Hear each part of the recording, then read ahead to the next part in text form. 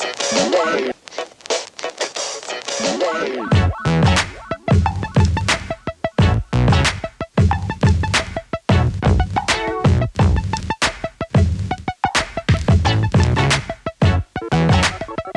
YouTube, I'm sat here with Kristina Dimitrova and we've just done a social media buzz chat about fashion. Welcome. Thank you. How did you find the chat? Was it fun? Did you learn anything from it? Were there any trolls that we can name or not name, as the case may be?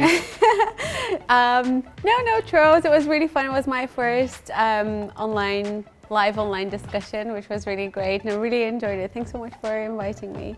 Too kind. That's really nice of you. No one's ever said thank you before. Right, I'm going to drop this Snapchat snapback that a lot of people in the drum are a bit concerned about, but we're going to leave the ghost here because, you know. So cute. Each week we'll add a different thing. Biscuit mug's back. Sam's behind the camera. Let's get into the show. So, tell me, like, how did you get into social media? What's your story? Where did you begin?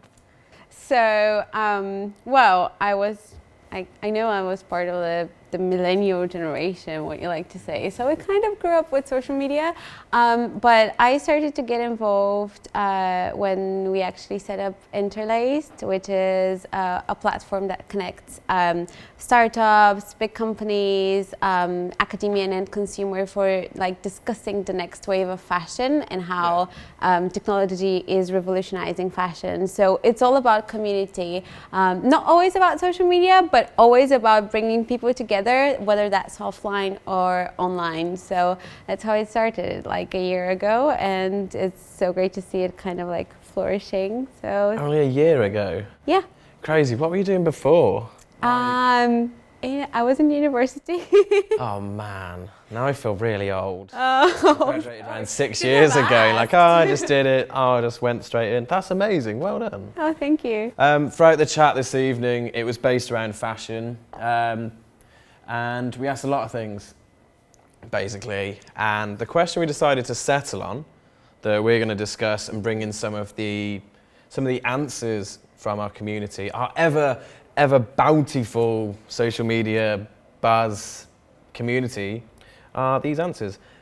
The question is thus: what makes a blog stand out in such a crowded industry? There are loads of blogs out there. Like, how many fashion blogs are there? Yeah, off the top of your head, how many? Yeah, especially, well, tons and tons of. Give us numbers. Give us like thousands. Oh man, millions. If we're not focusing on one market, if we're not focusing on the UK only, there are so many fashion blogs specifically, and it's not only about like one industry when it comes to fashion. It's also about scale, how big you are you just starting, are you already like an established blogger, are you such an established blogger that you almost become a celebrity. That's also, we've seen some cases like that as well, so that's really interesting. And when we talk about fashion, I think, well, I was talking to someone that said, okay, blogs are, and they're doing something related to travel, which is, I mean, it's not related to fashion really, and they were talking about, okay, I talked to someone and they told me that fashion blogs, that blogging and engaging with bloggers is always about the fashion industry, but actually now, because the fashion bloggers industry is so saturated, we think that if you find your niche, that's what really makes you stand out. And even if you're a fashion blogger, if you have like another topic that you're interested in, or a particular fashion brand, or a particular fashion trend that you follow, that you can engage with your audience, I think that really makes you stand out.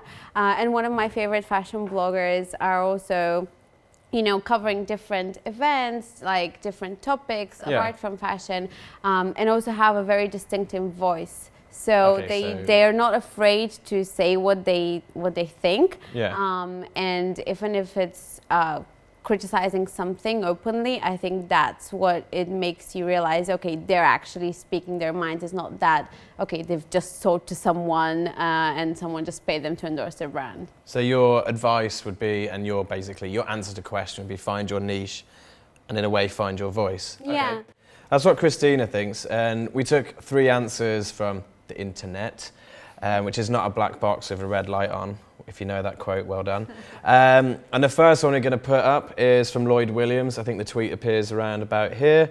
Lloyd basically said, a blog stands out when someone has a true passion. It's like what you just said with somebody having their voice, their opinion. If you have a true passion for something, it's more likely to show in what you write, how you tweet, and basically every single thing that you do. If you go into videos or if you decide to publish yourself on Instagram, that passion will shine through.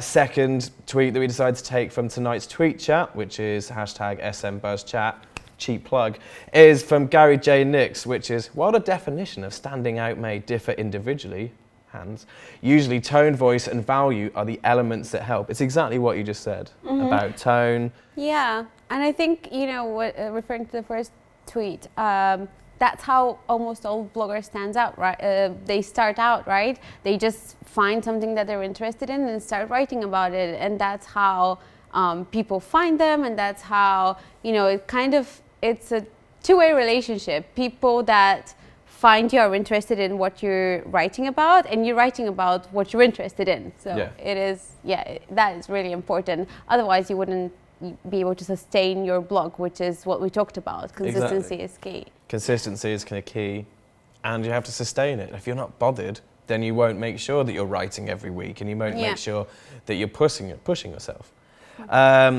The final tweet comes from Brian Fanzo. Thank you, Brian, for getting involved. He said the hard part is the creator has to understand each platform and customize content for the audience. So I'm going to throw a curveball question in here. Don't get concerned. As somebody who's grown a successful company and you kind of know where bloggers, be it fashion, tech, whatever, should start, what are your 3 platforms that you suggest people should just start with straight away if they want to make it as a blogger in such a crowded industry? I think it really depends on the topic that you're focusing on. So sometimes it's not even about fashion. Sometimes you only get food bloggers or fitness bloggers or music bloggers. If we talk about fashion, then definitely, first concentrate on your blog and the content within your blog. That should be the most, impactful thing that gets people to your platform. And then second, I think everyone knows that Instagram is, the go-to platform for bloggers because it's so visual, and you can also tell a story. It allows you to tell a story. Another one is Snapchat, that we've just seen. Yay, our little ghost here. Not endorsing it at all. But when you think about Fashion Week, all the famous fashion bloggers and even editors, like magazine editors, they're all about instant content and just broadcasting something as it happens. And that kind of opened the fashion industry from being like a very closed indoor industry for only for a few people to kind of broadcasting it in the world. And so that would be the go-to platforms, like your own blog, Instagram, and Snapchat. This feels like a perfect segue. We're talking about bloggers, and I'm going to go straight into the idea of bloggers and professionals. And so the question you set earlier got a lot of contrasting opinions online, but we're going to ask Kristina's, your opinion on this. And the question is this: is the rise of bloggers and influencers undermining the value of professionals? And what I mean by this is, say for example, everyone can take a photo now. Is that kind of undercutting and undermining mining? What? Miming? Is it an M? Is it an N? No one really knows. It all sounds the same. Is it undermining the value of professionals? And you've got a stunningly long answer for this that I guess you'll be able to read on the drum at some point. It wouldn't fit in a tweet. So I think we've seen a lot of a majority of the fashion industry kind of changing because of social media and influencers. So I know we got a few controversial answers that influencers are not undermining the professionals and professional writers or models or photographers, but actually, if we look at what professionals think, they think. The majority of them, they think exactly the same. So case in point, Burberry recently partnered with Brooklyn Beckham to shoot their new fragrance campaign and broadcast it on Snapchat and on his own Instagram channel. And it wasn't, and the photography community and all the professional photographers were outraged about it, and they said that, you know, that was like undermining their professions. And, you know, it's not like he spent certain amount of years training in how to take great photos and how to edit and, you know, the lighting. There's so much that goes into that craft, and people are spending time and money to perfect that, to be able to be in that kind of level. And suddenly you get someone with, it wasn't even about his being a child of David and Victoria. It was more about his Instagram followers, which was, 5-6 million followers. Yeah. And Christopher Bailey has said that, Instagram is a great platform to showcase what goes behind the scenes and, the Burberry shoot, and kind of provide that extra content through Beckham's Instagram account. And I think the professionals have the right to be outraged, even though I'm not saying he doesn't take great pictures, but it is a controversial thing to kind of pay or hire someone based on their Instagram followers, as opposed to the quality of them doing the job. Again, with Burberry, sometimes they also hire their whole creative teams based on their social media following. Yeah, so like makeup artists, hairstylists, and even the models. So example would be Kendall Jenner. She became popular with the Kardashian show, but now actually because she is the epitome of the Insta girl, and her rise, Insta girl model, and it is a controversial issue, and definitely we've seen like brands hiring models based on their social media following, as opposed to being someone with a fresh face and interesting features that would be right for the brand. Perfect. Well, thank you very much for joining us. That's how quick it is. Give us a cheer. Oh, well, thank you so much. This will be the thumbnail that we'll use. Yes. Thank you very much. I'd like to say thank you to, as per usual, to Jamie Murray and Sam Scott. Annabelle Khan, who's behind us, who's part of it, and we're joined by your friend Daria over there.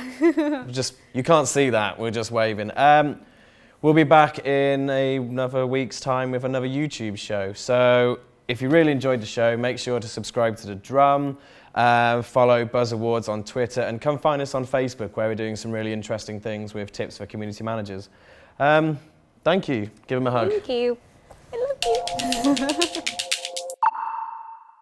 I'm joined by his royal book writer, Jeremy Waite. Nice to see you. How's it going?